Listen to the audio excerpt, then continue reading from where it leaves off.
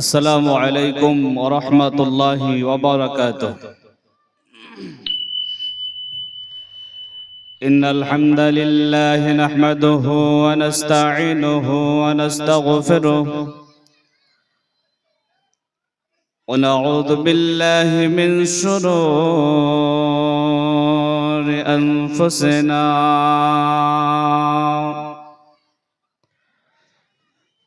ومن سيئات أعمالنا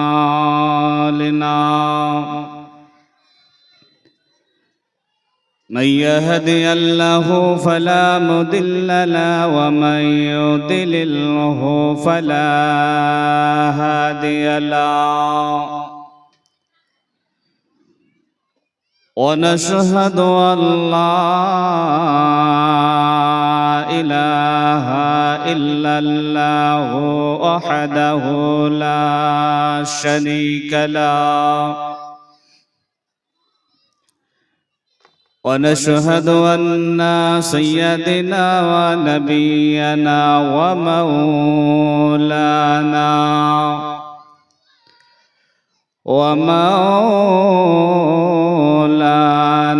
محمدا عبده ورسوله الذي أرسله بالحق بشيرا ونذيرا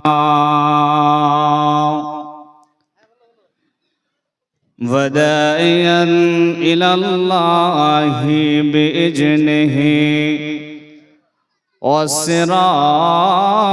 وسراجا منيرا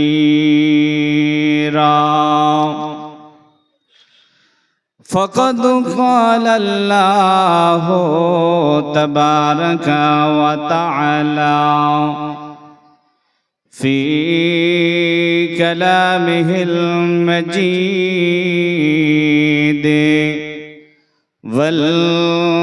والفرقان الحميد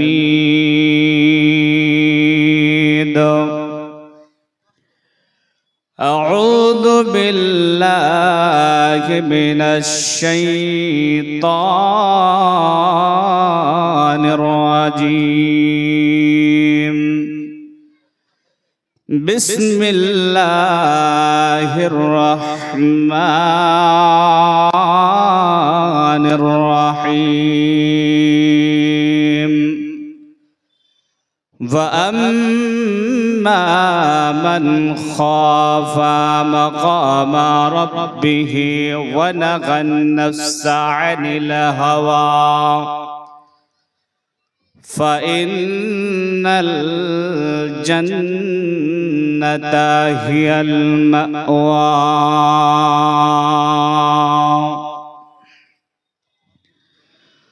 وقال النبي لمن صلى الله عليه وسلم عن عربز بن سرية رضي الله تعالى عنه قال صلى بنا رسول الله صلى الله عليه وسلم ذات يوم إذا صلى أقبل علينا وجهه فوعجانا بليغة ضرفت منها العيون وجيلت منها القلوب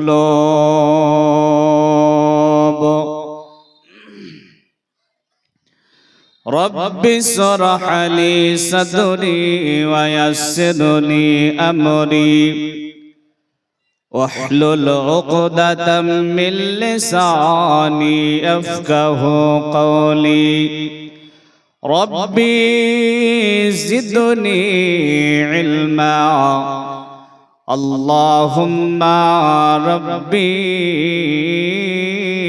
زدني علما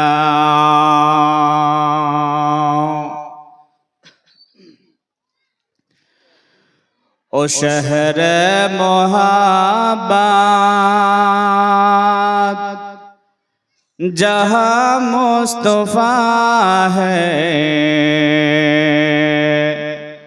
وہی گھر بنانے کو دل چاہتا ہے وہی گھر بنانے کو دل چاہتا ہے او سحر محبت جہاں مصطفیٰ ہے وہی گھر بنانے کو دل چاہتا ہے وہی گھر بنانے کو دل چاہتا ہے او سونے سے کنکار او چاندی سے مٹی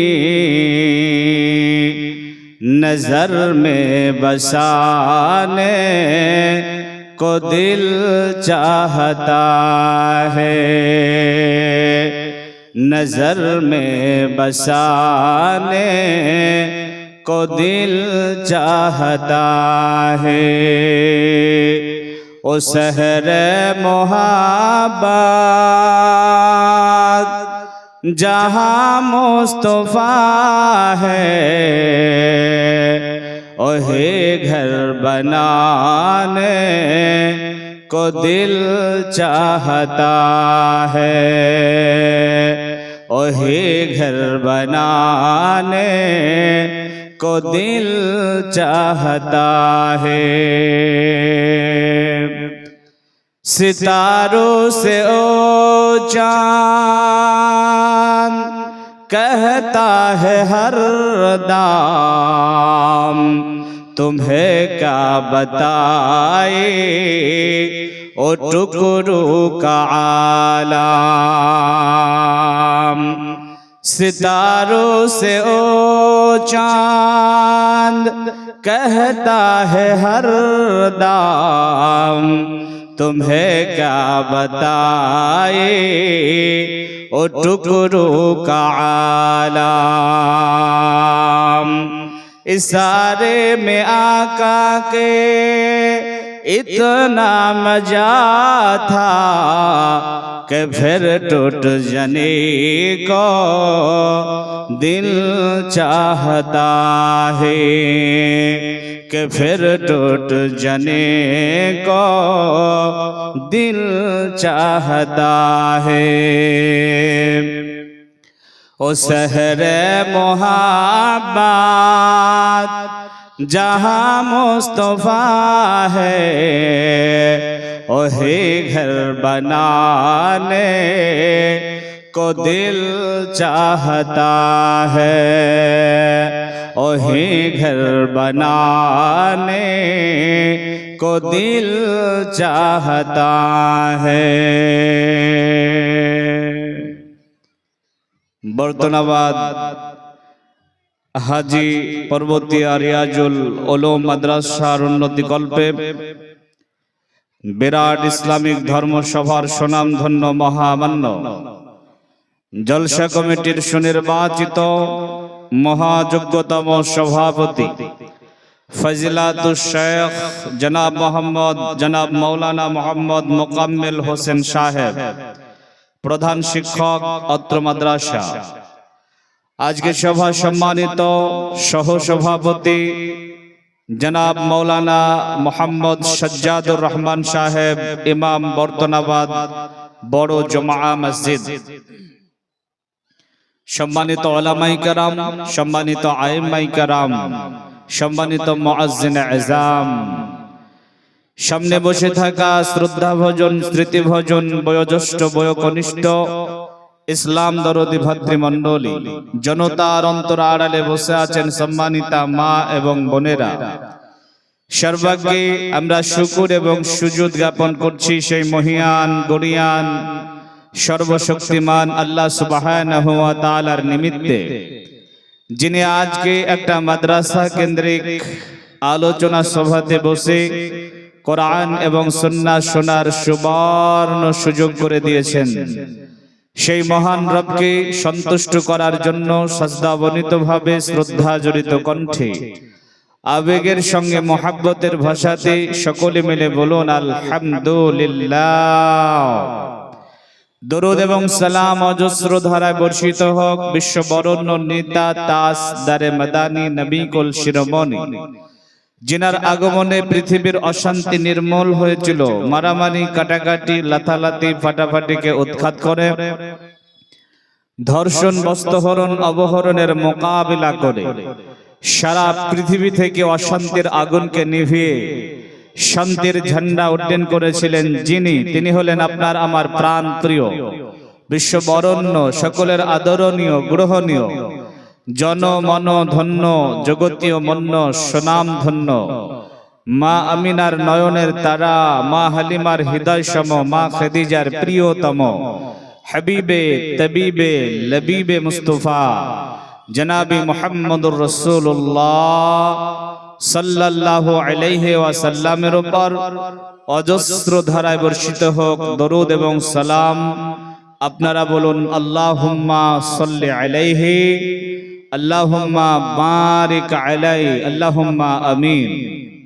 সম্মানিত সুধী মণ্ডলী, আজকে এই দিনী আলোচনা সভাতে আমার সংক্ষিপ্ত আলোচনার বিষয় হবে তাকওয়া। তাকওয়া সম্বন্ধে গুরুত্বপূর্ণ আলোচনা কোরআন এবং সুন্নাহর আলোকে রাখার চেষ্টা করব ইনশাআল্লাহ। ওমা তৌফিক ইল্লা বিল্লাহ, আলাইহি তাওয়াক্কালতু ওয়া ইলাইহি উনীব। তবে আলোচনা শুরু করার আগে বর্তনাবাদ গ্রামবাসীকে লক্ষ্য করে বলছি, আজকে আপনারা এত সুন্দর করে একটা সভার ব্যবস্থা করেছেন মাদ্রাসা কেন্দ্রিক, এবং আমরা সভাপতি সাহেব জনাব মাওলানা মোকাম্মেল হোসেনের কাছ থেকে শুনলাম মাদ্রাসাটা পড়ে আছে ছোট আকারে, সেটা একটা বড় আকার দেওয়ার জন্য প্রয়াস চলছে।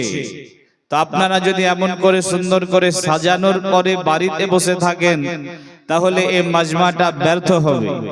যার জন্য আপনাদেরকে অনুরোধ করে বলবো, মেহেরবানি করে যে যেখানে আছেন, রাস্তাতে ঘুরছেন, বাড়িতে বসে আছেন, দোকানে বসে আছেন, মেহেরবানি করে আপনারা এই মাজমাতে চলে আসুন এবং কোরআন সুন্নাহর আলোচনা শুনে ঈমানি জজবাকে বৃদ্ধি করুন।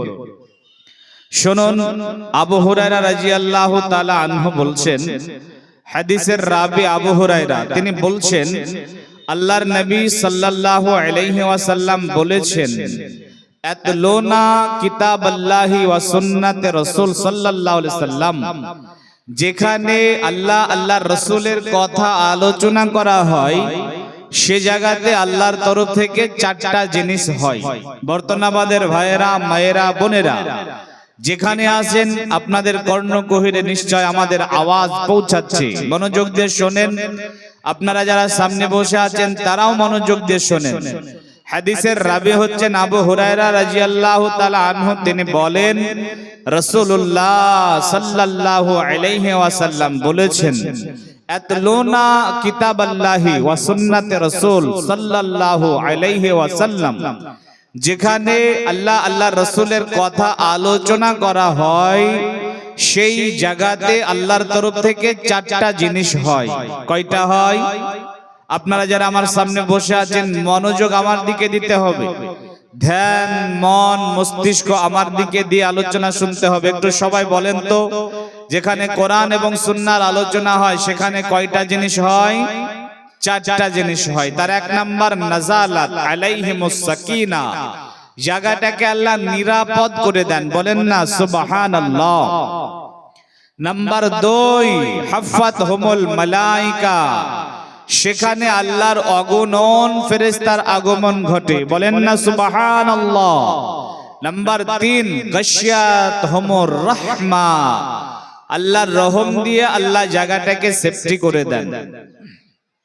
নাম্বার 4, যাকারাহুমুল্লাহ ফিমান ইনদা, যে বা যারা এখানে বসে থাকে, যারা সময় দেয়, যারা এখানে আসে, আল্লাহ সুবহানাহু ওয়া তাআলা তাদের কথা আলোচনা করেন। কোথায় করেন? আসমানের উপরে ফেরেশতাদের সামনে। দেখছেন, আল্লাহ আলোচনা করেন ফেরেশতাদের সামনে। সাবজেক্ট কি? আপনাকে নিয়ে। আল্লাহ বলেন, ও আমার ফেরেশতারা, দেখো তো ওই বর্তমানের কিছু বান্দা বান্দি এক জায়গাতে বসেছে, বসার পরে কোরআন সুন্নাহর আলোচনা করছে, আমাকে নিয়ে আলোচনা করছে, জান্নাত নিয়ে আলোচনা করছে, জাহান্নাম নিয়ে আলোচনা করছে। বলো তো তারা কি কোনোদিনও আমাকে দেখেছে? তখন ফেরেশতারা বলেন, না প্রভু, তারা কোনোদিন আপনাকে দেখেনি। আল্লাহ বলেন, তারা যদি আমাকে দেখতো তাহলে কি করত? ফেরেশতারা বলেন, আরো বেশি বেশি করে আপনার জিকির করত, আপনার তাসবিহ করত, আপনার তাহলিল করত। আল্লাহ বলেন, তারা কি আমার জান্নাত দেখেছে, জাহান্নাম দেখেছে? তখন ফেরেশতারা বলেন, না প্রভু, জান্নাতও দেখেনি, জাহান্নামও দেখেনি। আল্লাহ বলেন, তারা আমাকে দেখলো না, জান্নাত দেখলো না, জাহান্নাম দেখলো না, তারপরেও যদি তাদের এই অবস্থা হয়, বলো তো তাদেরকে আমি কি বিনিময়টা দেব? তখন ফেরেশতারা বলেন, রব্বুল আলামিন, ওখানে যারা আছে আপনি তাদেরকে মাফ করে দেন, তাদেরকে ক্ষমা করে দেন। আমার আল্লাহ তখনই ঘোষণা করে দেন, বলেন, ওখানে যারা আছে আমি তাদেরকে মাফ করে দিলাম, তাদেরকে ক্ষমা করে দিলাম। বলেন না আলহামদুলিল্লাহ। এত দামি একটা জায়গা, কিন্তু আপনারা আসতে পারেননি। রাত তো অনেক হয়ে গেছে, রাত 7টা পার হয়ে গেছে, মানে অনেক রাত, শীতের রাত, আপনারা এখনো আসতে পারেননি। এটা আপনাদের জন্য দুর্ভাগ্যের কারণ, এটা আপনি কপাল পোড়া তার প্রমাণ। কারণ কোরআনের মাজমা, দুনিয়ার রহমতের মাজমা, যদি আপনি দুনিয়ার রহমতের মাজমাতে না বসতে পারেন, তাহলে কেমন করে আপনি পরকালে জান্নাতের আশা করেন? কেমন করে আপনি আরশে আজিমের ছায়ার আশা করেন? কেমন করে পরকালে আল্লাহর রহমত আশা করেন? দুনিয়ার রহমতের মাহফিলে যদি আপনি বসতে না পেরেছেন, তাহলে কি করে পরকাল আশা করতে পারেন?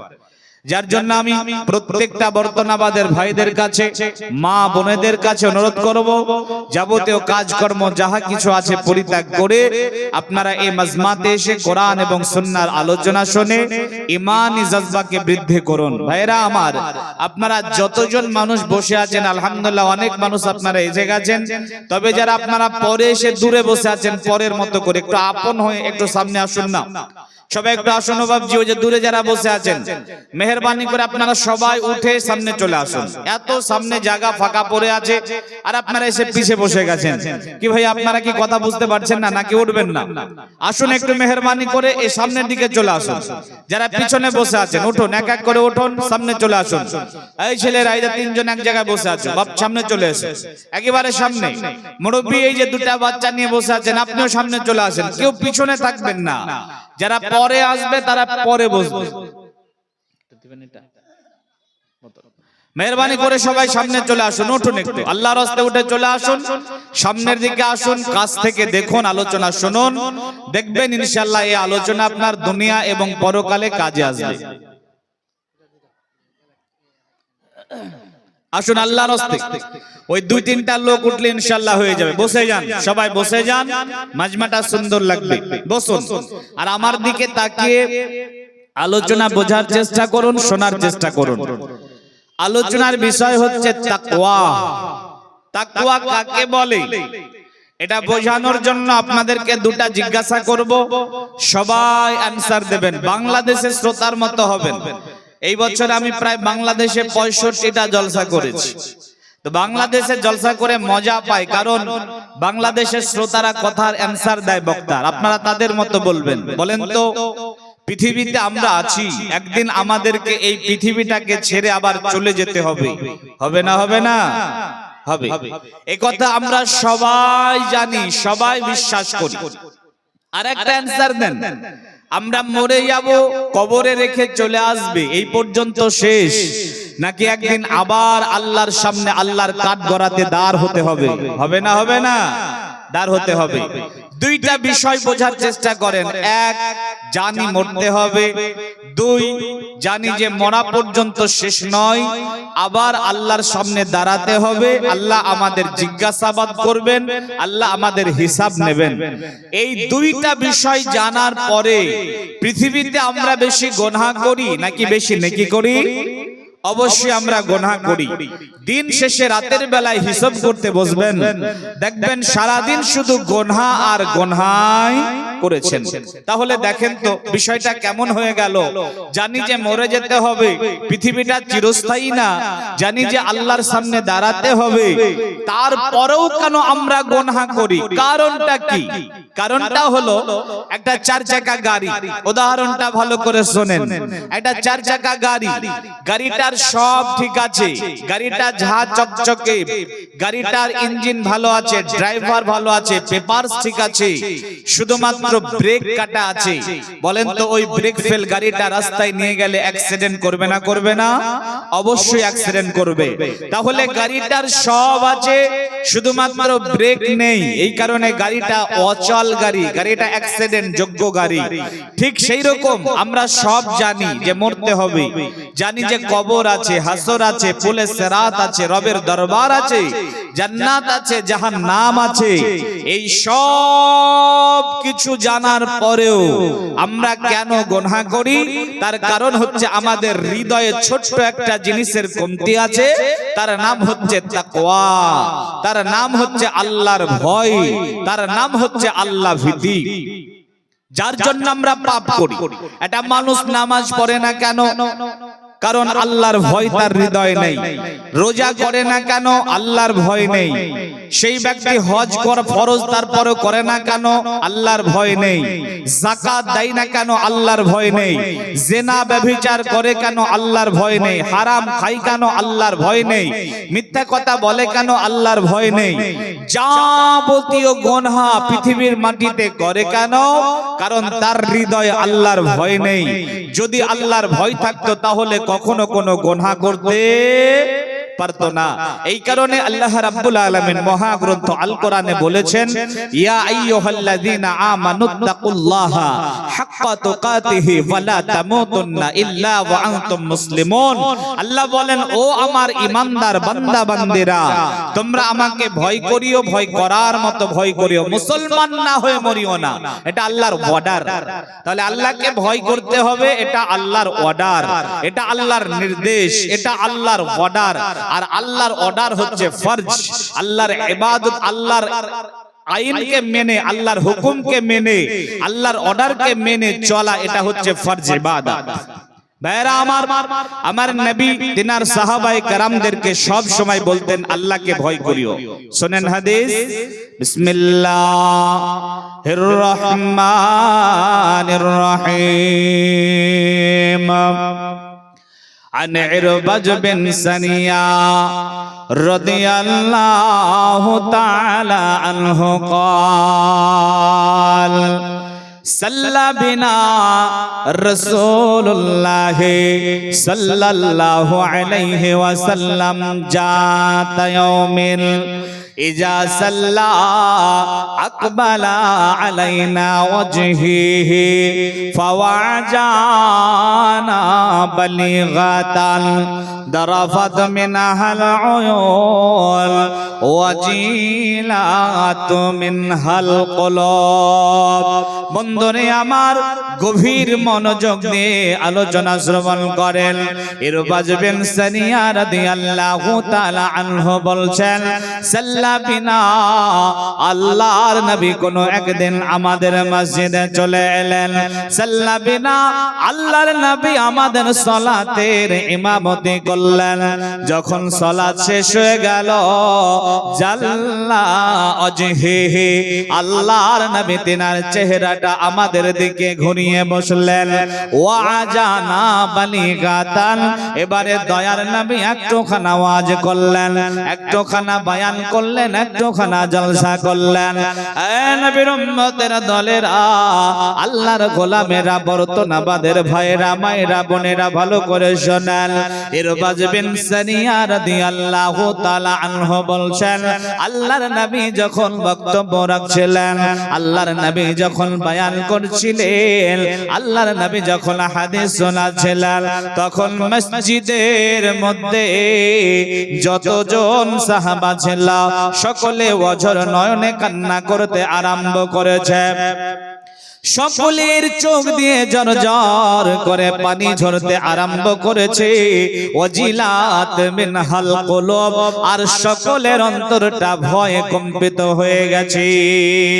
এই রকম সময়তে একজন সাহাবা উঠে দাঁড়ালেন, দাঁড়ানোর পরে বলছেন, ও দয়ার নবী গো, আপনার আলোচনা জীবনে অনেক শ্রবণ করেছে, অনেক বক্তব্য শুনেছি, অনেক আলোচনায় বসেছে, কিন্তু দয়ার নবী গো, আজকে যখন আপনি আলোচনা করছিলেন চোখের পানি আটকানোর বড় চেষ্টা করেছে, কিন্তু চোখের পানি আটকাতে পারি নাই। মসজিদের মধ্যে যতজন সাহাবা ছিল সকলে অঝর নয়নে কান্না করতে আরম্ভ করেছে, সবাই কান্নায় ভেঙে পড়েছে। ও দয়ার নবী গো, যেন মনে হচ্ছে এটা আপনার জীবনের শেষ আলোচনা শুনছে, মনে হচ্ছে যেন আর কোনোদিন আপনার আলোচনা শুনতে পাবো না, এটা মনে হয় আপনার জীবনের শেষ আলোচনায় বসেছে। অতএব ও দয়ার নবী গো, আপনি আমাদের কিছু ওসিয়াত করে যান। এরে নবীর উম্মতের দলেরা, বর্তমানের ভয়েরা ভালো করে শোনেন। ওই সাহাবার কথা শুনে আল্লাহর নবী অনেক অনেক অনেকগুলো ওসিয়াত করলেন, কিন্তু তার সর্বপ্রথম ওসিয়তটা ছিল, তোমরা আল্লাহকে ভয় করবে।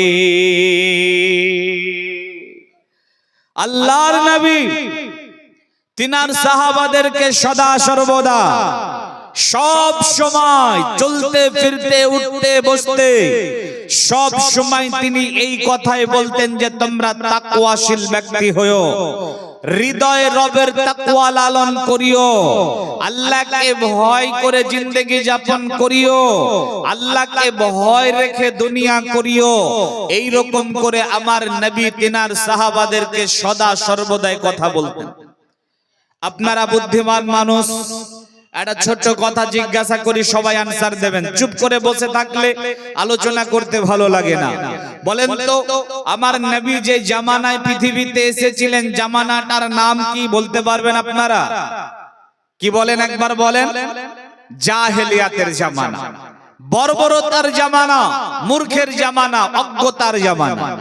এর মানে কি সেই জামানার সব মানুষ মূর্খ ছিল? জি না, সবাই মূর্খ ছিল না। তাদের প্রয়োজন হলে কি তারা টিপসই মারতো? তারা কি সিগনেচার করতে পারতো না? জি অবশ্যই তারা সিগনেচার করতে পারতো। আরে আবু জাহেল যার নাম, সে একজন কবি, মানে আবু জাহেল মূর্খের বাপ, সে একজন শিক্ষিত মানুষ। কিন্তু তাদেরকে কেন বর্বর বলা হতো? তাদেরকে কেন জাহেল বলা হতো? তাদের জামানাটাকে কেন আইয়ামে জাহালিয়াত বলা হতো? তার কারণটা হলো তাদের বোধগম্য ছিল না, নৈতিক জ্ঞান ছিল না, মানবিক জ্ঞান ছিল না, হিতাহিত জ্ঞান ছিল না, সত্য কোনটা, মিথ্যা কোনটা, হক কোনটা, বাতিল কোনটা, ন্যায় কোনটা, অন্যায় কোনটা, এই পার্থক্য করার ক্ষমতা ছিল না। নারীদেরকে তারা খেলতামাশার বিষয় মনে করত। এই জামানাটাকে এই কারণে বলা হতো জাহেলিয়াতের জামানা, বর্বরতার জামানা, অজ্ঞতার জামানা। এই জামানায় আমার নবী পৃথিবীর মাটিতে এলেন, আসার পরে এক শ্রেণীর কিছু মানুষদেরকে, এক অংশকে তিনি পরিবর্তন করতে সক্ষম হয়েছিলেন না? যাদেরকে পরিবর্তন করেছিলেন তাদেরকে কি বলা হয়? তাদেরকে বলা হয় সাহাবায়ে কেরাম। তারা হচ্ছে সাহাবায়ে কেরাম, যারা ন্যায় অন্যায়ের পার্থক্য বুঝতো না। তারা এতটা পরিবর্তন হলো, ন্যায়ের পক্ষে নিজের জীবনটাকে বিলিয়ে দিল। যারা সত্য মিথ্যার পার্থক্য বুঝতো না, তারা সত্যের জন্য বদ্ধপরিকর হয়েছিল। যারা নারীদেরকে খেলতামাশার বিষয় মনে করত, তারা নারীদের সতীত্বের অধিকার নিয়ে রাস্তায় নেমেছিল। তারা এতটা পরিবর্তন হয়েছিল, এতটা পরিবর্তন হয়েছিল। আল্লাহর কোরআনে আল্লাহ রাব্বুল আলামিন তাদের মর্মে আয়াত অবতীর্ণ করে বলছেন, রাদিয়াল্লাহু আনহুম ওয়া রাদু আনহু, আমি আল্লাহ তাদের উপরে রাজি হয়ে গেছি এবং তারাও আমার উপরে রাজি হয়ে গেছে। বলেন না সুবহানাল্লাহ। এতটা পরিবর্তন করেছিলেন কি দিয়ে? নবীর উম্মত কি দিয়ে পরিবর্তন করেছিলেন? আল্লাহর নবী কি তাদেরকে বলেছিলেন পরিবর্তন হয়ে যাও, টাকা পয়সা পাবা, পরিবর্তন হয়ে যাও, গাড়ি পাবা, বাড়ি পাবা, নারী পাবা, ধন দৌলত পাবা, এমন করে কি বলেছিলেন? জি না। যা দিয়ে পরিবর্তন করতে সক্ষম হয়েছিলেন তার নাম হচ্ছে তাকওয়া, তার নাম হচ্ছে আল্লাহ ভীতি। তাদেরকে আল্লাহ কি জিনিস, আল্লাহর ভয় কি জিনিস, তাকওয়া কি জিনিস, এটা বোঝাতে সক্ষম হয়েছিলেন, বিধায় তারা পরিবর্তন হয়ে গেছিল। আজকেও যদি আপনি তাকওয়াশীল ব্যক্তি হন, আপনার হৃদয়ে রবের তাকওয়া লালন করেন, আপনিও পরিবর্তন হয়ে যাবেন ইনশাআল্লাহ। ভাইরা আমার, আল্লাহর নবীর একজন সাহাবা যার নাম হযরতে মুআজ বিন জাবাল রাদিয়াল্লাহু তাআলা আনহু। মুআজ বিন জাবাল মানে এত বড় মানের একজন আলিম, পৃথিবীর মাটিতে যত আলিম, মাওলানা, হাফিজ, কারি, মুহাদ্দিস, মুহাক্কিক, ইমাম এসেছিলেন, হাসরের ময়দানে মুআজ বিন জাবাল হবেন সবার নেতা। বলেন সুবহানাল্লাহ। আলেমদের কাতারের প্রথম সারির আলেম, হাসরের ময়দানে যিনি প্রথম লাইনে থাকবেন তিনি হচ্ছেন হযরতে মুআজ বিন জাবাল রাদিয়াল্লাহু তাআলা আনহু। মুআজ বিন জাবাল রাদিয়াল্লাহু তাআলা আনহু তিনি এত সুন্দর আলোচনা করতে পারতেন, বক্তব্য দিতে পারতেন, মানুষের সামনে আলোচনা করলে সে আলোচনা মানুষের হৃদয় জায়গা করে নিত। আল্লাহর নবী বিদেশীদেরকে দ্বীন প্রচারের জন্য হযরতে মুআজ বিন জাবাল রাদিয়াল্লাহু তাআলা আনহুকে পাঠিয়ে দিতেন বিদেশের মাটিতে। এক সময় আল্লাহর নবী বলছেন, মুআজ ইয়ামানে যেতে হবে, রেডি হও। বন্ধুরে আমার, হযরতে মুআজ বিন জাবাল রাদিয়াল্লাহু তাআলা আনহু বলেন, আল্লাহর নবী যখন আমাকে বললেন মুআজ ইয়ামানে যেতে হবে, আমি আমার বাড়ি চলে গেলাম, বাসা চলে গেলাম, বেডিং বিস্তার গোছালাম, একটা সওয়ারি নিলাম, আর সওয়ারির উপরে চড়ে ইয়ামানের উদ্দেশ্যে রওনা হলাম। নবীর উম্মতের দলেরা ভালো করে শ্রবণ করে নেন। মুআজ বিন জাবাল রাদিয়াল্লাহু তাআলা আনহু বলছেন, আমি সওয়ারির উপরে চড়ে এক পা করে ইয়ামানের উদ্দেশ্যে রওনা হলাম। যখন আমি আল্লাহর নবীর বাড়ির সামনে পৌঁছালাম, নবীজির ঘরের সামনে পৌঁছালাম, আল্লাহর নবী তিনার ঘর থেকে বের হয়ে চলে এলেন। মুআজ বিন জাবাল রাদিয়াল্লাহু তাআলা আনহু বলছেন, আমি সওয়ারির উপরে চড়ে আছি, এক পা করে আমানের উদ্দেশ্যে যাচ্ছি, আর আল্লাহর নবী আমার সঙ্গে এক পা করে হেঁটে হেঁটে হেঁটে হেঁটে যাচ্ছেন। আল্লাহর নবী বলছেন, মুআজ রে, ইয়ামানের মানুষদেরকে গিয়ে কালিমার দাওয়াত দেবে, যদি তারা কালিমার দাওয়াতটা মেনে নেয় তাহলে তাদেরকে বলবে আল্লাহ তাদের উপরে দিন রাতে 5 বার নামাজ ফরজ করেছে।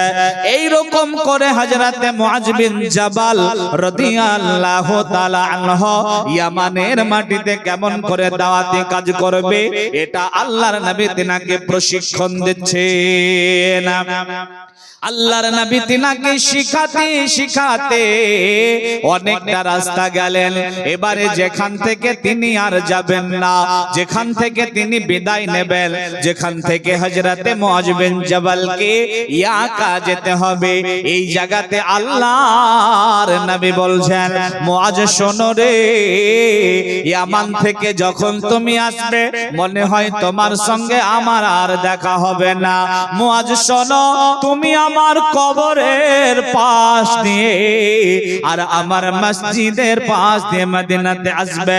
আল্লাহর নবী যখন মুআজ বিন জাবালকে এইরকম করে বলে দিয়েছেন, তখন হযরতে মুআজ বিন জাবাল বাচ্চা ছেলের মতো কান্নায় ভেঙে পড়েছে। দু চোখের পানি ঝরঝর করে গড়ে। আর আল্লাহর নবীর চেহারার দিকে দেখছেন একবার, মদিনার দেখছে, মদিনার দিকে দেখছেন আর একবার, আর মনে মনে বলছেন, হায় রে নবী ছাড়া মদিনা কেমন লাগবে, নবীজির কবরের পাশ দিয়ে হেঁটে যেতে কেমন লাগবে। আর তিনি বাচ্চা ছেলের মতো কান্নায় ভেঙে পড়েছেন। বন্ধুরে আমার, যখন মুআজ বিন জাবাল রাদিয়াল্লাহু তাআলা আনহু এই রকম করে কান্নায় ভেঙে পড়েছেন, তখন আল্লাহর নবী বলেন, মুআজ কাঁদিও না, কাঁদিও না, কাঁদিও না। মুআজ শোনো রে, যতদিন দুনিয়াতে বাঁচবে আল্লাহকে ভয় করে জিন্দেগি যাপন করবে, তাকওয়াশীল ব্যক্তি হবে, হৃদয়ে রবের তাকওয়া লালন করবে। শোনো রে মুআজ, যদি তুমি আল্লাহকে ভয় করে তাকওয়াশীল ব্যক্তি হয়ে জিন্দেগি যাপন করতে পারো, তাহলে তুমি আর আমি একসঙ্গে রবের জান্নাতে থাকব। বলেন না সুবহানাল্লাহ। আল্লাহর নবী বলছেন, মুআজ কাঁদিও না, আল্লাহকে ভয় করে জিন্দেগি যাপন করো। যদি আল্লাহকে ভয় করে জিন্দেগি যাপন করতে পারো, তাহলে তোমার আর আমার স্থান একসঙ্গে রবের জান্নাতে হবে। সুবহানাল্লাহ, কত দামি ঘোষণা। এই নবীর উম্মত, বর্তমানের ভাইয়েরা, মায়েরা, বোনেরা, গভীর মনোযোগ দিয়ে বোঝার চেষ্টা করেন। এখানে অনেক বয়সী মানুষ আছেন, অনেক বয়সী মানুষ আছেন আপনারা, আপনাদের অনেকের অনেক হায়াত শেষ হয়ে গেছে।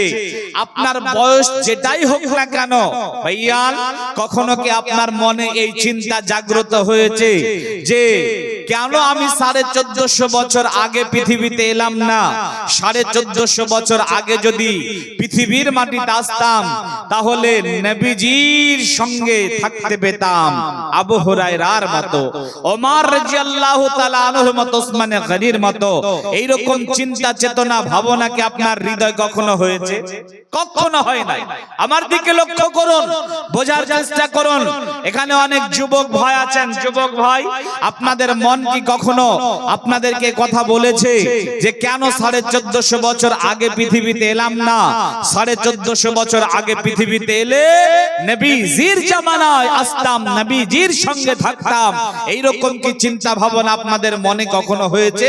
যে আমার যুবকদের মনে তো হয় না। যুবকদের মন সব সময় বলে ক্রিকেটার, গায়ক আর নায়ক, ফুটবলার। যুবকদের মন বলে জীবনে যদি কখনো শাহরুখ খানকে পেতাম, একটা সেলফি তুলে ফেসবুকে দিয়ে দিতাম। যুবকদের মন বলে বিরাট কোহলিকে যদি পেতাম, একটা সেলফি তুলে নিতাম, ফেসবুকে দিতাম।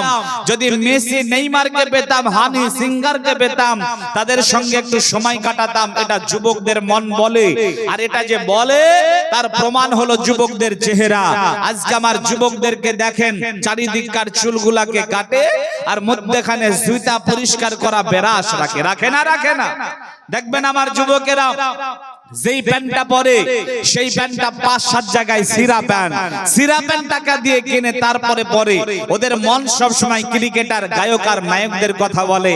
ওদের মন কখনো বলে না জন্ম আমার নবীর যুগে হলে কেমন হতো, দোনয়নে রসুল পাক দেখলে কেমন হতো, জন্ম আমার নবীর যুগে হলে কেমন হতো।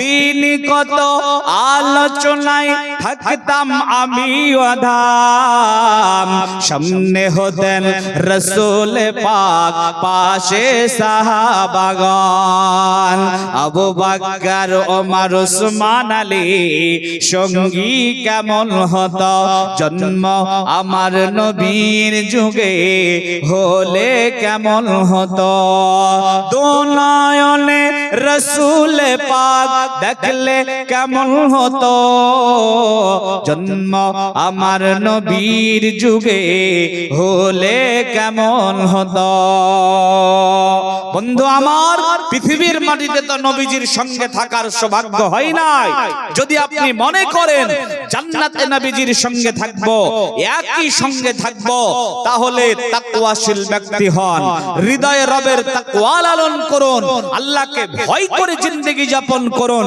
যদি আল্লাহকে ভয় করে জিন্দেগি যাপন করেন তো আল্লাহর নবী বলছেন মুআজ আল্লাহকে ভয় করে জিন্দেগি যাপন করো তাহলে তোমার আর আমার স্থান একসঙ্গে রবের জান্নাতে হবে সুবহানাল্লাহ এই নবীর উম্মত গভীর মনোযোগ দিয়ে বোঝার চেষ্টা করেন তাকওয়াশীল ব্যক্তির জন্য চারখানা উপহার রয়েছে কয়খানা সবাই বলেন কয়খানা চারখানা তার এক নাম্বার উপহার হলো জান্নাত হবে বলেন না আলহামদুলিল্লাহ কি হবে জান্নাত হবে জান্নাত হবে না জান্নাত হবেই 100% গ্যারান্টি তাকওয়াশীল ব্যক্তির জন্য জান্নাত হবেই 100% গ্যারান্টি যে ব্যক্তি তাকওয়াশীল ব্যক্তি তার জন্য জান্নাত হবেই আপনাদের এলাকাতে আপনাদের গ্রামে অনেক মানুষের বাড়িতে গায় আছে গাভী আছে আছে না নেই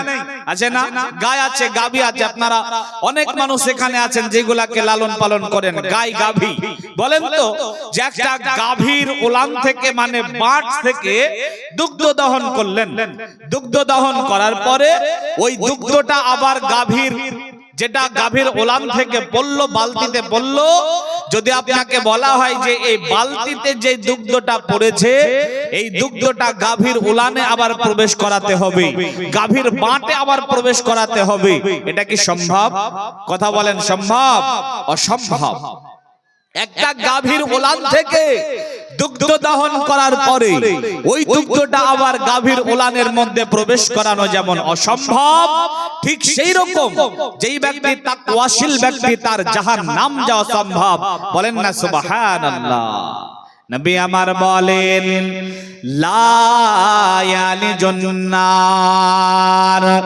রাদুলুন বাকা মিন খাশিয়াতিল্লাহি হাত্তা ইয়াউদুল লাবানু ফিজ জাররি নবী আমার বলেন ওই ব্যক্তি জাহান্নাম যাবে না যাবে না যাবে না লা ইয়ালিজুন নার ওই ব্যক্তি জাহান্নাম যাবে না যাবে না যাবে না ওই ব্যক্তি বলতে কে বাকা মিন খাশিয়াতিল্লাহি যেই ব্যক্তি আল্লাহকে ভয় করে জিন্দেগি যাপন করেছে আল্লাহর ভয়ে দু চোখের পানি ফেলেছে আল্লাহকে ভয় করে জিন্দেগি যাপন করেছে আল্লাহর ভয়ে দিন কাটিয়েছে আল্লাহর ভয়ে রাত কাটিয়েছে ওই ব্যক্তি জাহান্নাম যাবে না যাবে না যাবে না ওই ব্যক্তির জাহান্নাম যাওয়া কত বড় অসম্ভব নবী আমার বলেন হাত্তা ইয়াউদুল লাবানু ফিজ জাররি যেমন করে একটা গাভীর ওলান থেকে দুগ্ধ দহন করার পরে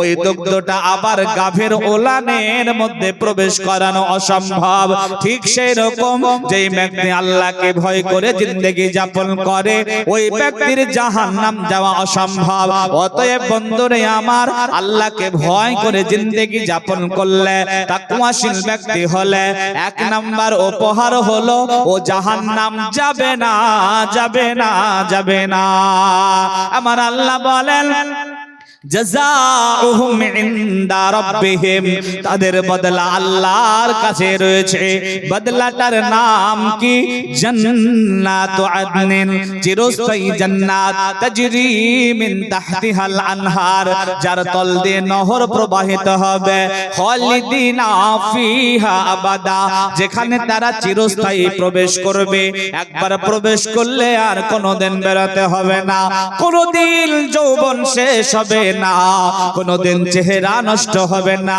কোনোদিন মওত হবে না, কোনোদিনও মন খারাপ হবে না, কোনোদিনও সেখান থেকে বেরোতে হবে না, কোনোদিন বাজে কথা শুনবে না। খালিদিনা ফিহা আবাদা, যেখানে তারা চিরস্থায়ী ভাবে থাকবে।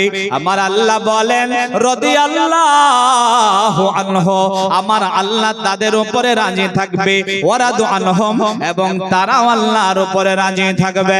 বন্ধুরে আমার, এই জান্নাতটা কার জন্য? আমার আল্লাহ বলেন লিমান খাশিয়া রাব্বাহ, যেই ব্যক্তি আল্লাহকে ভয় করে জিন্দেগি যাপন করবে, তাহলে তাকওয়াশীল ব্যক্তির এক নাম্বার উপহার হলো এরা জান্নাতের মেহমান হবে। এক নাম্বার উপহার জান্নাত হবে। দুই নাম্বার উপহার হাসরের ময়দানে আরশের নিচে জায়গা হবে। বলেন না সুবহানাল্লাহ। হাসরের ময়দানে আরশের নিচে জায়গা হবে। হাসরের ময়দান মানে কি জানেন? এই পৃথিবীতে যেখানে আমরা বসবাস করি, এই পৃথিবীটা একদিন সমূলে নিশ্চিহ্ন হয়ে যাবে, তাবাহ তাবাহ হয়ে যাবে, সার খার হয়ে যাবে, তছ নছ হয়ে যাবে। এই পৃথিবীটার অস্তিত্ব থাকবে না, পৃথিবীতে জিলজাল হবে, পৃথিবী ধ্বংস হয়ে যাবে। পৃথিবী যখন ধ্বংস হবে, তখন আল্লাহ রাব্বুল আলামিন আমাদেরকে একটা জায়গাতে একত্রিত করবেন, একটা জায়গাতে জমা করবেন। যেখানে জমা করবেন ওই জায়গাটার নামই হচ্ছে হাসরের ময়দান। হাসরের ময়দানটা কেমন হবে? নবী আমার বলেন ইহশারুন নাস ইয়াউমাল কিয়ামাতি আলা আরদিন বাইদা আফরা কা কুরসাতিন নাকি। হাসরের ময়দানটা হবে রুটির মতো চকচকা। খাল বিল, উঁচু নিচু, পাহাড় পর্বত, নদী নালা, গাছপালা, তরু লতা কিচ্ছু থাকবে না, একেবারে সমতল ভূমি। এটা হাসরের ময়দান, যেটা পুড়ে আবার তামার মতো হয়ে থাকবে। নিচের জমিনটা পুড়ে তামার মতো হয়ে থাকবে, রুটির মতো চকচকে একটা জমিন, যেটা পুড়ে আবার তামার মতো হয়ে থাকবে। মিকদার রাদিয়াল্লাহু তাআলা আনহু বলেন, রাসূলুল্লাহ সাল্লাল্লাহু আলাইহি সাল্লাম বলেছেন, তুদনা শামসু ইয়াউমাল কিয়ামাতি মিনাল খালকি হাত্তা তাকুনা কা মিকদারে মাইল। সূর্যটা আবার 1 মাইল কাছাকাছি নেমে আসবে। চিন্তা করেন, আমার দিকে একটু লক্ষ্য করেন, নিচের জমিনটা পুরো তামা, সূর্যটা 1 মাইল কাছাকাছি। আরবিতে মাইল বলা হয় সুরমা চোখে দেওয়ার কাঠিটাকে। আপনারা কি সুরমা চোখে দেওয়ার কাঠি দেখেছেন? দেখেছেন না সুরমা চোখে দেওয়ার কাঠি? সুরমা চোখে দেওয়ার কাঠি না দেখলে বিড়ি তো দেখেছেন, বিড়ি, বিড়িটা দেখেছেন। আল্লাহওয়ালাদের পকেটে হাত দিলে পাওয়া যাবে একটা আতর। আল্লাহওয়ালাদের সময় কথা বলেন, আল্লাহওয়ালাদের পকেটে হাত দিলে পাওয়া যাবে একটা টুপি, একটা আতর, একটা সুরমা। আর আমার ভাইদের পকেটে হাত দিলে বিড়ি আর ডিএসএলের গ্যারান্টি, তাই না গো? তো বিড়িটা যতটুকু ওটাই ধরে নেন, ওই অত বড়ই সুরমা চোখে দেওয়ার কাঠি। চিন্তা করেন, 1 মাইল কাছাকাছি সূর্য, নিচের জমিনটা পুরো তামা, মধ্যখানে থাকতে হবে আপনাকে, আমাকে, আমাদিগকে। অবস্থা হুফাতান উরাতান গুরলান, খাতনাবিহীন অবস্থায়, উলঙ্গ অবস্থায়, একেবারে খালি পায়ে এই হাসরের ময়দানে উঠতে হবে। কি করুণ কালবৈশাখী বিভীষিকাময় অবস্থা হবে। মানুষের মগজগুলা কান দিয়ে নাক দিয়ে ফুটে ফুটে বেরোবে। যে যত পাপ করেছে তার শরীরে তত ঘাম বেরোবে। কারো মাজা পর্যন্ত হবে, কারো কপাল পর্যন্ত হবে, কেউ আবার হাবুডুবু খাবে। এর নাম হাসরের ময়দান। ভাইয়া, এই হাসরের ময়দানে কেউ কাউকে সহযোগিতা করবে না, কেউ কাউকে সাহায্য করবে না। বাপ বেটাকে করবে না, বেটা তার বাপকে করবে না। একে অপরকে দেখলেই পালাবে। কেমন করে পালাবে? আল্লাহর কোরআনে আল্লাহ ওটাও বলে দিয়েছেন। আল্লাহ বলছেন আফিরু, আরবিতে ফাররা ইয়াফিরু, এর মানে হচ্ছে, এর তাফসীর হচ্ছে, ধরেন আপনি এই রাস্তাটা দিয়ে যাচ্ছেন, দমকল যাবেন, যেতে যেতে যেতে যেতে দেখলেন যে রাস্তার মিডিলে একটা বাঘ বসে আছে।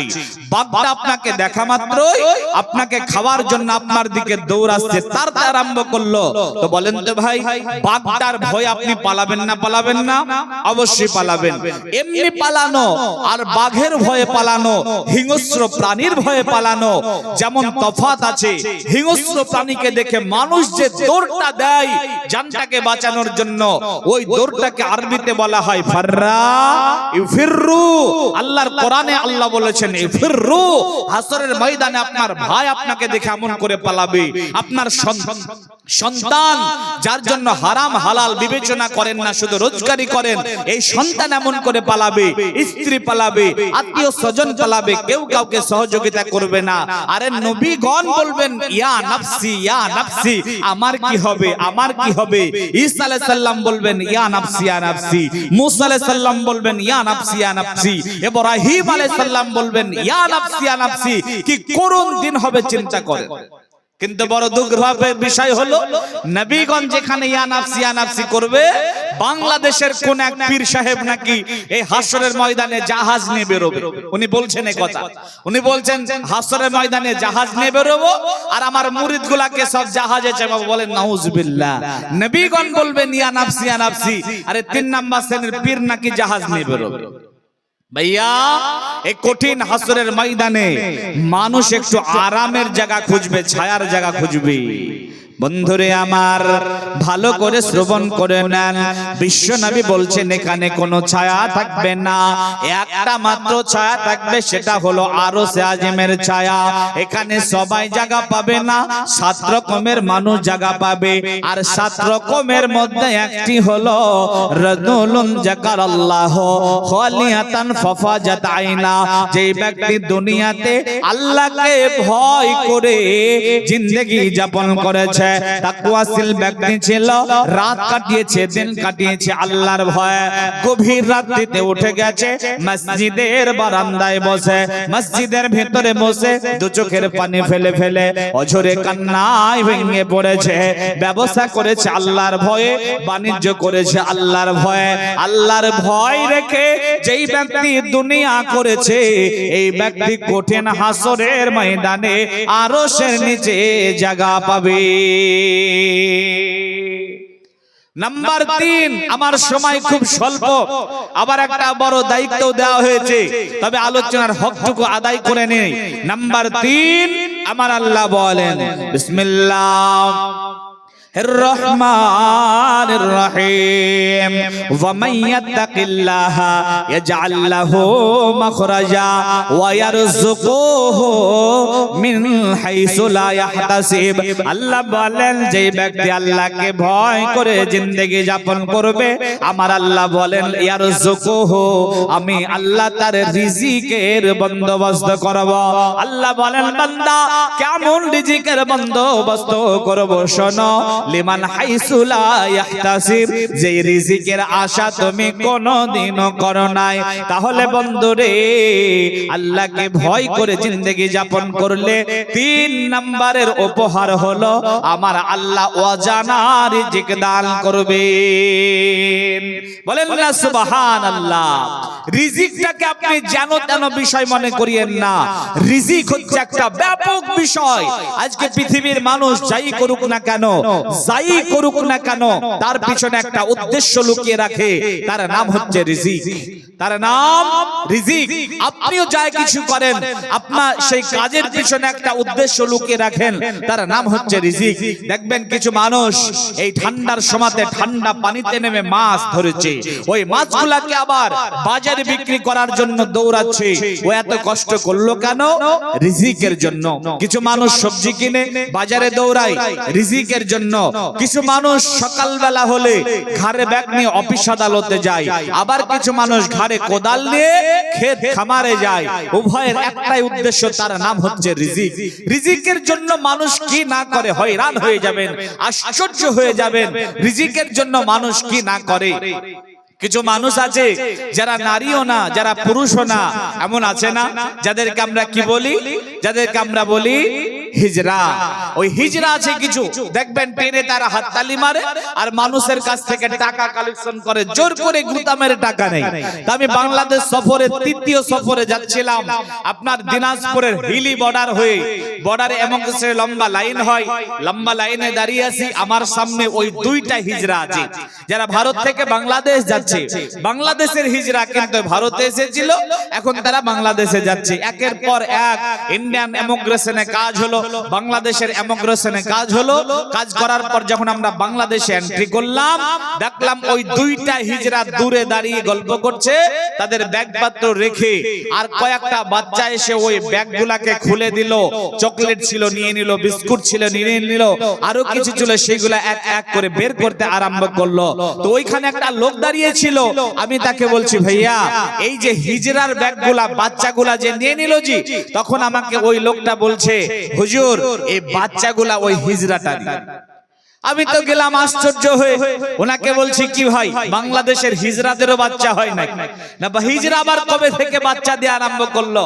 তখন উনি আমাকে বলছেন ভাই আপনি যা ভাবছেন তা না, আসলে ওই বাচ্চাগুলা হিজড়ার, আর ও অরিজিনাল হিজড়া না, ও একটা পুরুষ মানুষ, বাড়িতে ওর বউ আছে, বাচ্চাগুলা ওর ইনজেকশন করে হিজড়া হয়েছে। তো বলেন তো একটা পুরুষ মানুষ হিজড়া হলো কেন? রিজিকের জন্য। রিজিকের জন্য মানুষ কি না করে। আমি নদীর একটা জায়গায় জলসা করতে গেছিলাম, যে বাড়িতে থাকতে দিয়েছে ওই বাড়িওয়ালাকে বলছে একটু বাথরুম যাব, তখন বদনাতে করে পানি দিয়ে বলছে মাঠে চলে যান। আমি বলছি এই জামানাতে মাঠে যাব কেন? তখন উনি আমাকে দুঃখ করে বলছেন যে আমার পায়খানা প্রধান খেয়ে ফেলেছে। তো আমি তো গেলাম চিন্তায় পড়ে, অত্র এলাকার 2 পাওয়ালা প্রধান নাকি 4 পাওয়ালা প্রধান যে মানুষের পায়খানা খায়। তখন উনি আমাকে বলছেন হুজুর আপনি যা ভাবছেন তা না, আসলে আমার নামে একটা সরকারি পায়খানা এসেছিল, আমাকে সেটা না দিয়ে প্রধান খেয়ে ফেলেছে, যার জন্য সে জাতির সামনে এখন প্রচার করে বেড়াচ্ছে যে প্রধান আমার পায়খানা খেয়েছে।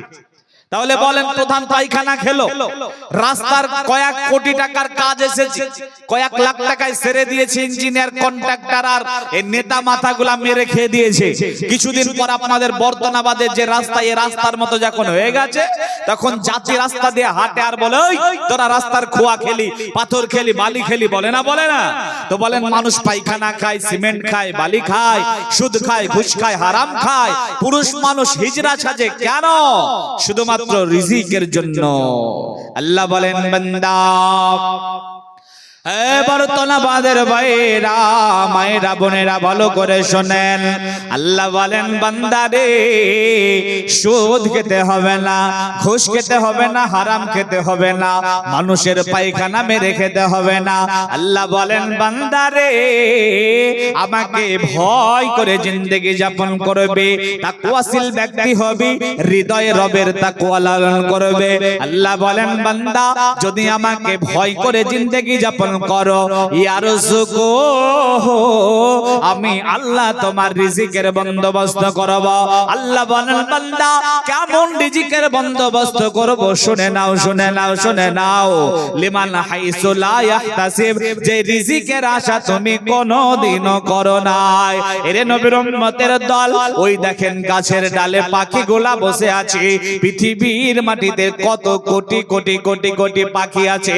যখন সকাল বেলা হয় এই পাখিগুলা ক্ষুধার্ত, পেটে কোনো খাদ্য থাকে না, আর তারা ক্ষুধার্ত পেটে কিচির মিচির কিচির মিচির করতে করতে বের হয়ে যায়।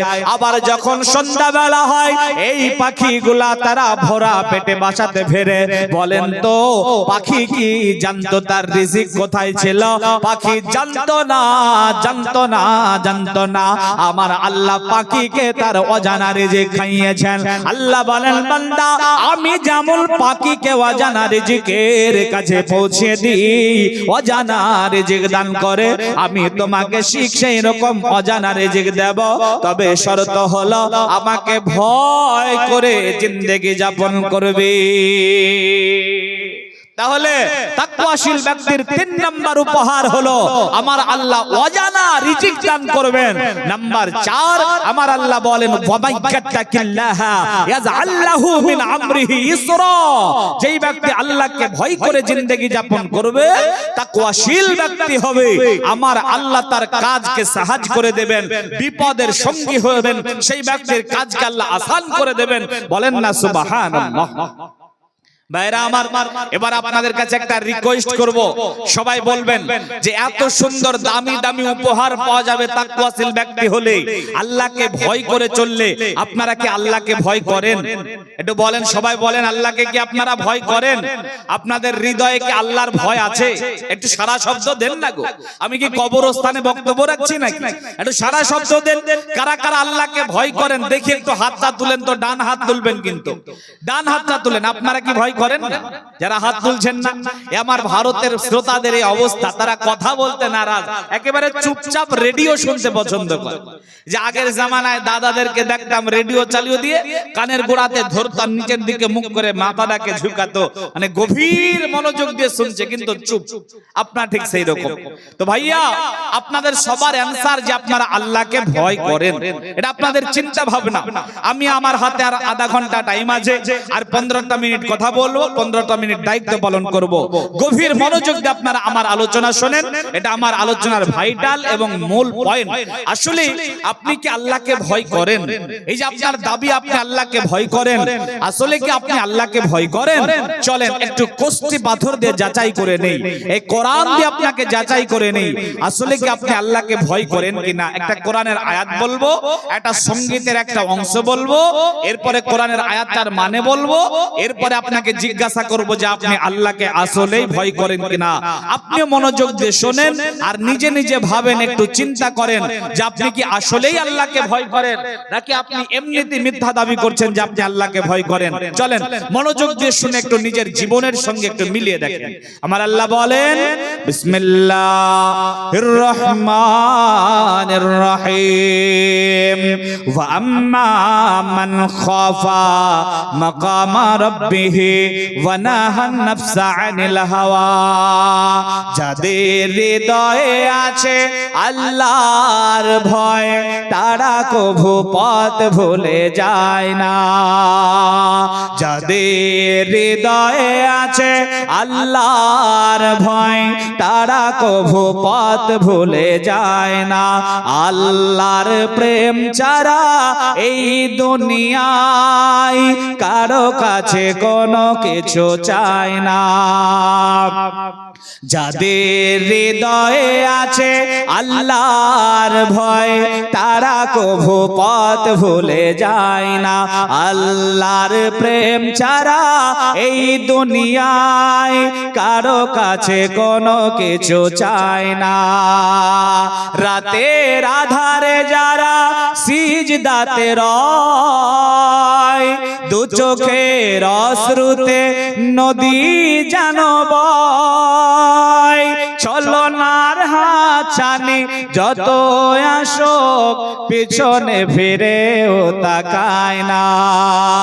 যাদের হৃদয়ে আছে আল্লাহর ভয়, তারা কভু পথ ভুলে যায় না। আল্লাহর প্রেম ছাড়া এই দুনিয়ায় কারো কাছে কোনো কিছু চায় না। ওয়া আম্মা মান খাফা মাকামা রাব্বিহি ওয়া নাহান নাফসা আনিল হাওয়া। এবারে উদাহরণটা শোনেন, তারপরে আয়াতের মানেটা বলবো, তারপরে আপনাকে জিজ্ঞাসা করব। আর আপনি যদি না বলেন, নিজে নিজে একটু ভেবে দেখেন যে আপনি আসলে কি আল্লাহকে ভয় করেন। এখানে যতজন মানুষ বসে আছেন, আপনারা নিশ্চয় মোটর সাইকেল চালাইতে পারেন, পারেন না? পারেন না? অনেকে মোটর সাইকেল চালাতে পারেন। দেখেন, মোটর সাইকেলটাকে নিয়ে আপনি বের হলেন, যাবেন কোথায়? আপনি যাবেন দমকল শহরে। বাড়ি থেকে বের হলেন, একটা সুন্দর খাবার খেয়েছেন, মনটা ফ্রেশ আছে, শরীরটা ভালো আছে, মোটরসাইকেলটাকে নিয়ে রাস্তাতে বের হলেন, চালাতে আরম্ভ করলেন। বলেন তো, দমকলে কোথায় যাবেন? তো বিডিও অফিস মোড় যাবেন। তারপরে কোথায় যাবেন? থানার গলিতে ঢুকবেন। তারপরে কোথায় যাবেন? ওল্ড বিডিও মোড় যাবেন। এই আপনার চিন্তা ভাবনা, একের পর এক আপনি মনে মনে সিরিয়াল করছেন, আর আপনি মনে মনে ভাবছেন যে এই জায়গা থেকে ও জায়গাতে যাব। গাড়িও চালাচ্ছেন 50, 60, কখনো 40, 40 কখনো 45। বলেন তো ভাইয়া, এইরকম ভাবে চালাইতে চালাইতে চালাইতে যদি আপনার সামনে একটা ছাগলের বাচ্চা চলে আসে, বা একটা মুরগির চলে আসে, বা একটা মানুষ চলে আসে, বা একটা অটো চলে আসলো, টোটো চলে আসলো, বলেন তো আপনি সঙ্গে সঙ্গে ব্রেক মারবেন না মারবেন না? অবশ্যই ব্রেক মারবেন। এক হাত আর এক পাকে আপনি রেডি রাখেন শুধুমাত্র ব্রেক মারার জন্য। তো ব্রেক মারেন কেন? তার কারণ হচ্ছে আপনি জানেন গাড়ি আমি যতই জোরে চালাই না কেন, মন মস্তিষ্ক আমার যেদিকেই থাকুক না কেন, সময় মতো আমাকে ব্রেক মেরে গাড়িকে কন্ট্রোল করতে হবে। যদি কন্ট্রোল করতে না পারি তাহলে অ্যাক্সিডেন্ট হয়ে যাবে। অ্যাক্সিডেন্টের ভয় আপনার মনে আছে, যার জন্য আপনি সব সময় ব্রেক মারার জন্য প্রস্তুত থাকেন, সব সময় ব্রেক মেরে গাড়িকে কন্ট্রোল করে দেন। আল্লাহ বলেন ওয়া আম্মা মান খাফা, এরে নবীর উম্মতের দল, আল্লাহর গোলামেরা ভালো করে শুনেন। আল্লাহ বলেন ওয়া আম্মা মান খাফা, যার হৃদয়ে ভয় থাকবে। কিসের ভয়? মাকামা রাব্বিহি, আল্লাহর দরবারে দাঁড়াতে হবে, আল্লাহর কাঠ গড়াতে দাঁড়াতে হবে। এই ভয়টা যার হৃদয়ে থাকবে, আমার আল্লাহ বলেন তার চলার জীবনটা কেমন হবে, তার জিন্দেগি যাপন কেমন হবে, তার দুনিয়ার জিন্দেগি কেমন হবে। আমার আল্লাহ বলেন ওয়ানাহান নাফসা আনিল হাওয়া, এই ব্যক্তিও মন চাহে জিন্দেগিতে ব্রেক মেরে মেরে চলবে। এই পৃথিবীতে আপনি যতদিন বেঁচে থাকবেন, আপনার মন আপনাকে গুনাহের দিকে ডাকবে, আপনার মন আপনাকে পাপের দিকে ডাকবে, আপনার মন আপনাকে বলবে নামাজ পড়িস না, রোজা করিস না, হজ করিস না, চুরি করে নে, জিনা করে নে, ব্যভিচার করে নে, এখন তুই দুনিয়াতে টাকা রোজগার করে নে, পরকাল যা হবে দেখা যাবে। যদি আপনার হৃদয়ে সত্যিকারে আল্লাহর ভয় থেকে থাকে, তা আমার আল্লাহ বলছেন ওয়ানাহান নাফসা আনিল হাওয়া, মন চাহে জিন্দেগিতে ব্রেক মেরে মেরে চলবে। মন যখনই তাকে পাপের দিকে ডাকবে, মন যখনই তাকে গুনাহের দিকে ডাকবে, মন যখনই তাকে অন্যায়ের দিকে ডাকবে, গাড়িটাকে অ্যাক্সিডেন্ট থেকে বাঁচার জন্য যেমন ব্রেক মেরে গাড়িটাকে কন্ট্রোল করে নাই, ওই রকম মন চাহে জিন্দেগিতে ব্রেক মেরে মেরে মেরে মেরে পাপ থেকে নিজেকে বাঁচিয়ে চলবে। মন চাহে জিন্দেগিতে ব্রেক মেরে দেবে। মন যখনই তাকে গুনাহের দিকে ডাকবে, মনকে বলবে মন আজকে গুনাহ করলাম ঠিক আছে, কিন্তু আল্লাহর সামনে দাঁড়িয়ে কি জবাব দেব। মন যখন তাকে নামাজ থেকে বিরত রাখবে, তখন মনকে বলবে মন আজকে নামাজ পড়লাম না ঠিক আছে, আল্লাহর সামনে কি জবাব দেব। মন যখন তাকে জেনার দিকে ব্যভিচারের দিকে ডাকবে, মনকে বলবে রে মন আজকে গুনাহ করলাম ঠিক আছে, কিন্তু আল্লাহর সামনে দাঁড়িয়ে কি জবাব দেব। অতএব মন রে গুনাহ করতে পারবো না পারবো না। মন চাহে জিন্দেগিতে এমন করে ব্রেক মেরে মেরে মেরে চলবে। আমার আল্লাহ বলেন ফাইনাল জান্নাতা হিয়াল মাওয়া, এরাই হবে জান্নাতের মেহমান। আর আজকে আপনার মন আপনাকে যা বলে আপনি তাই করেন। মন বলছে চুরি করে নে, চুরি করে নিয়েছেন। মন বলছে জিনা কর, করে নিয়েছেন। মন বলছে নামাজ পড়িস না, আপনি পড়েন। মন বলছে মুখের দাড়িটাকে কেটে দে, মুছটাকে বড় করে দে। নবীজি বলেছেন মুছটাকে ছোট করো, দাড়িটাকে বড় করো। মন আপনাকে উল্টাটা বলেছে দাড়ি কেটে দে আর মুছটাকে বাড়িয়ে দে, আপনি তাই করেছেন। যেমন করে বলেছে ঠিক সেই রকম করে আপনি চলছেন। তা আপনি আল্লাহকে ভয় করেন না, আপনার হৃদয়ে তাকওয়া নেই। আপনি মিথ্যা দাবি করছেন যে আপনি আল্লাহকে ভয় করেন, আপনি খামাখা বলছেন যে আপনি আল্লাহকে ভয় করেন। যদি আপনি আল্লাহকে ভয় করতেন, আপনার দ্বারা কখনো কোনো গুনাহ হতে, কখনো কোনো পাপ হতে, কখনো কোনো অন্যায় হতে পারতো না। দেখেন তাকওয়াশীল ব্যক্তিরা কেমন হয়। আমার হাতে আর সময় নেই, একেবারে স্বল্প সময়, একটাই ছোট্ট ঘটনা বলে বক্তব্য ছেড়ে দিয়ে যে দায়িত্ব দেওয়া হয়েছে সেটা পালন করব। আসলে তাকওয়াশীল ব্যক্তি কেমন হয় আপনি বুঝে যাবেন ইনশাআল্লাহ। ইনশাআল্লাহ। নামটা আবু বকর সিদ্দিক রাদিয়াল্লাহু তাআলা আনহু, নামটা মনে রাখেন। আর একটা নাম ওমর রাদিয়াল্লাহু তাআলা আনহু, এটাও মনে রাখেন। আপনি জানেন কোন একদিন হযরত আবু বকর সিদ্দিক রাদিয়াল্লাহু তাআলা আনহু হযরত ওমর রাদিয়াল্লাহু তাআলা আনহুকে একটা ধমক দিয়ে দিয়েছেন। তো এই ধমকে ওমর রাদিয়াল্লাহু তাআলা আনহু রাগ করেছেন। রাগ করে তিনি তেনার বাড়ি চলে যাচ্ছেন। তো আবু বকর সিদ্দিক রাদিয়াল্লাহু তাআলা আনহু তিনি বলছেন যে ওমর, তোমাকে ধমক দিয়েছিলাম, আমার বড় ভুল হয়ে গেছে, ক্ষমা করে দাও, maaf করে দাও। কিন্তু হযরত ওমর ক্ষমা করলেন না। বাচ্চা ছেলের মতো আবু বকর সিদ্দিক ওমর রাদিয়াল্লাহু তাআলা আনহুর পিছনে গিরগিরাচ্ছেন আর বলছেন ওমর ক্ষমা করে দাও, maaf করে দাও। এমন করতে করতে ওমর রাদিয়াল্লাহু তাআলা আনহুর পিছনে পিছনে বাড়ি পর্যন্ত পৌঁছে গেলেন। কিন্তু হযরত ওমর ক্ষমা করলেন না। বাড়ির গেটটাকে আবু বকর রাদিয়াল্লাহু তাআলা আনহুর মুখের সামনে বন্ধ করে দিলেন। হযরত আবু বকর সিদ্দিক রাদিয়াল্লাহু তাআলা আনহু তিনি বেকুল বেচैन হয়ে বললেন, তিনি মনে মনে ভাবতে লাগলেন, আহারে আমি ওমরকে ধমক দিলাম, ওমর রাগ করলো, ওমর আমার পরে রাগ করলো, ওমরের কাছ থেকে আমি এত ক্ষমা চাইলাম, ক্ষমা করলো না। আল্লাহ যদি কাঠগড়াতে দাঁড় করে আমাকে জিজ্ঞাসা করে কি জবাব দেব? তাই তিনি পাগলের মতো বেকুল বেচান হয়ে বিশ্ব নবীর কাছে চলে গেলেন। বন্ধুরে আমার, ভালো করে শ্রবণ করে নেন, তাকওয়াশীল ব্যক্তি কেমন হয়। হযরত আবু বকর সিদ্দিক রাদিয়াল্লাহু তাআলা আনহু বিশ্ব নবীর দরবারে তিনি যাচ্ছেন। আল্লাহর নবী দাঁড়ানো, তিনার পাশে সাহাবায়ে কেরাম দাঁড়িয়ে আছে।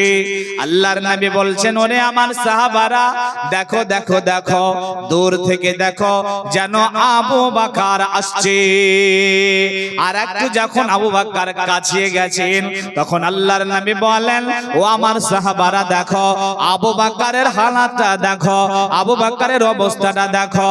হযরত আবু বকর সিদ্দিক এমন করে লুঙ্গিটাকে ধরেছে, হাঁটু বের হয়ে গেছে, টের পাচ্ছে না।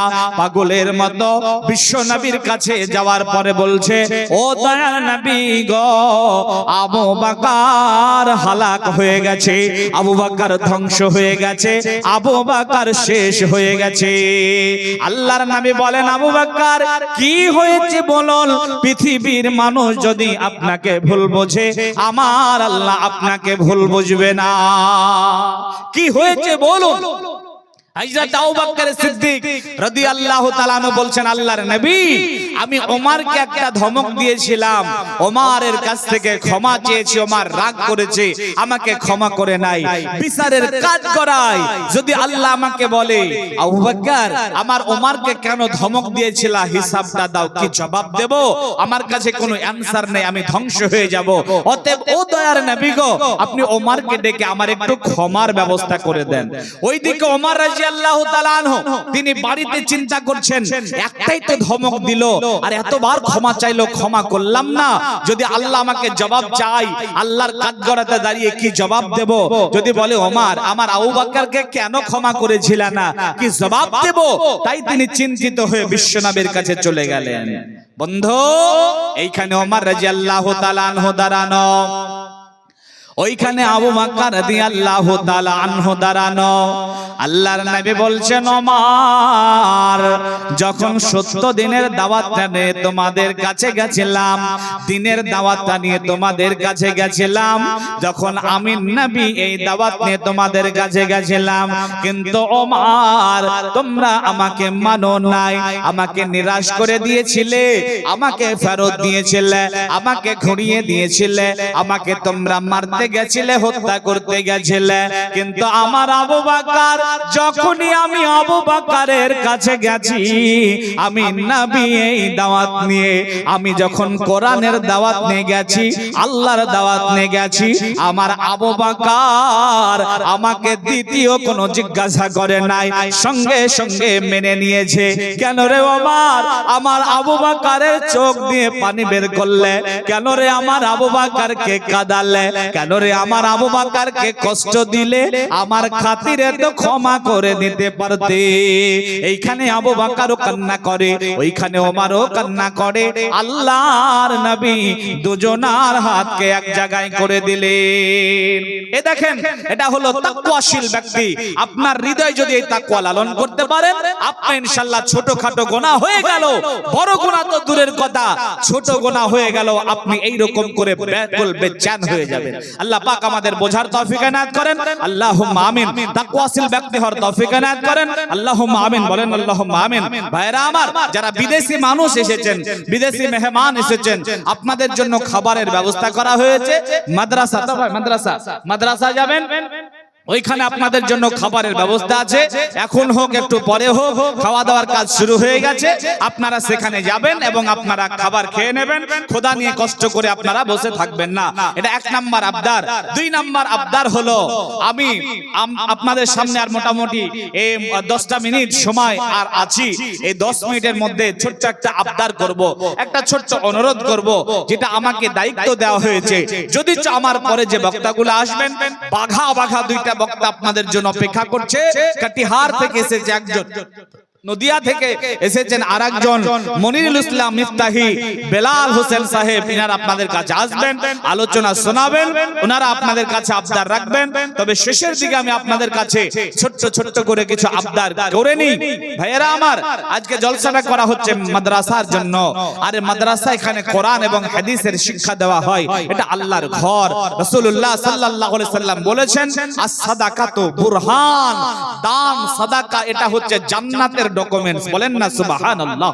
আপনার বাড়ি আছে, গাড়ি আছে, টাকা আছে, আপনার একটা সুন্দর জমি আছে মাঠে, এই সব কিছু যে আপনার, এর পিছনে ডকুমেন্টস আছে। ডকুমেন্টস কি? কাগজপত্র। জমিটা আপনার, প্রমাণের দলিল আছে, পিঠ দলিল আছে, রেকর্ড আছে। আপনার যে গাড়িটা, তার জন্য আপনার কাছে পেপারস আছে। এমনকি আপনার বিবিটাও যে আপনার, তারও ডকুমেন্টস যাবে, বিবাহের সার্টিফিকেট আছে। তো আপনি যে জান্নাতে যাবেন, এরও ডকুমেন্টস লাগবে। জান্নাতের ডকুমেন্টস কি? রাসূলুল্লাহ সাল্লাল্লাহু আলাইহি সাল্লাম বলছেন, আস-সাদাকাতু বুরহান, দান সাদাকা এটা হচ্ছে জান্নাতের ডকুমেন্টস। বলেন না সুবহানাল্লাহ। ভাইরা আমার, মানুষ যখন মরে যায়, তখন দেখবেন 2 ঠোঁট নড়ে। মানুষ 2 ঠোঁট নড়ায়, তখন আত্মীয় স্বজন মনে করে এ বেচারা মনে হয় চলে যাওয়ার সময়তে পানি চাচ্ছে, শরবত চাচ্ছে, জুস চাচ্ছে। তার জন্য চিনিগুলো শরবত করে তার মুখে দেয়, ফল চিপে জুস বের করে তার মুখে দেয়, বাটিতে করে পানি নিয়ে চামচে করে তার মুখে দেয়। কিন্তু ভাইরা আমার, এই মৌতের সময়তে আপনি, আমি, পৃথিবীর যারা এসেছে, মৌতের সময়তে কেউ পানি চাবে না, কেউ শরবত চাই না, কেউ জুস চাই না। ওই সময়তে কি বলে জানেন? ওই সময় আল্লাহকে বলে, আল্লাহ তুমি কি আমাকে আর একটুখানা সময় দেবে? যদি আর একটুখানা সময় দাও, তাহলে আমি তোমার হস্তে কিছু দান সাদাকা করে যাব। বলেন না সুবহানাল্লাহ। আল্লাহর নবী বলছেন, আসমা, আসমা, দানের ভয়ে হাতটাকে ছোট করিও না, তাহলে আল্লাহ তোমার উপর রহম বর্ষণ করতে বন্ধ করে দেবেন। আল্লাহর নবী বলছেন, আসমা, দান করতে গিয়ে ভাবিও না, তাহলে আল্লাহ তোমার উপর রহম বর্ষণ করতে ভাববেন। বলেন সুবহানাল্লাহ। যার জন্য দান এমন একটা ইবাদত, যদি আপনি এটা বন্ধ করে দেন, করে দেওয়া, দান করতে গিয়ে ভাবেন, তাহলে আল্লাহর রহম আপনার উপর বর্ষণ হতে আল্লাহ ভাববেন, আল্লাহ আপনার উপর থেকে হাত থেকে গুটিয়ে নেবেন। যার জন্য আমার ভাইয়েরা, এখানে আপনারা অনেক